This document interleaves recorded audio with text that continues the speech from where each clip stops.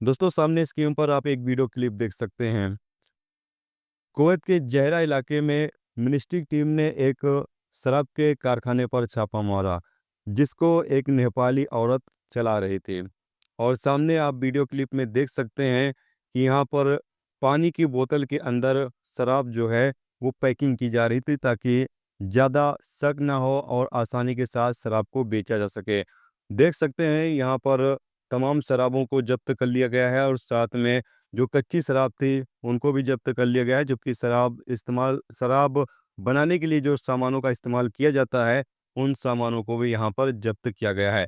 इसके साथ ही यहाँ पर बताया ये भी गया है अपडेट में कि अबू हलीफा के इलाके में कुछ इंडियन नागरिकों को गिरफ्तार किया गया है, जो शराब लेने के लिए, शराब खरीदने के लिए आए हुए थे। ये इंडियन नागरिक शराब खरीदने के लिए आए हुए थे, इन लोगों को भी गिरफ्तार कर लिया गया है। दोस्तों पिछले एक हफ्ते से जहरीली शराब से तकरीबन 23 लोगों की मौत हुई है, जिसमें इंडियन लोग भी शामिल हैं और कई लोग अभी भी अस्पताल में भर्ती हैं, जिनको वेंटिलेटर पर रखा गया है, यानी मौत ज़िंदगी से वो लड़ रहे हैं। उसके बावजूद भी कुवैत के अंदर जो प्रवासी हैं, वो इस तरीके का काम भी कर रहे हैं और शराब वगैरह भी खरीद रहे हैं। जो इंडियन नागरिक हैं, वो अभी भी शराब पीने से बाज नहीं आ रहे हैं। दोस्तों अगर ज़िंदगी है तो सब कुछ है, ज़िंदगी नहीं है तो कुछ भी नहीं है। तो एक चीज़ का हमेशा ख्याल रखें कि कुवैत के अंदर एक तो शराब पीना, शराब बनाना, शराब बेचना ये गैर कानूनी है।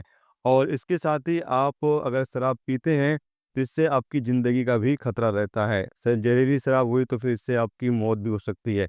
तो तमाम लोगों को चाहिए कि काफ़ी ज़्यादा अरब देश में रहते हैं, परदेश में रहते हैं, तो काफ़ी ज़्यादा सावधानी बरतें, क्योंकि आपके पीछे आपकी फैमिली आपका इंतज़ार कर रही है। तो अपने बारे में तो सोचें ही सोचें, साथ में अपनी फैमिली के बारे में भी आपको सोचना चाहिए।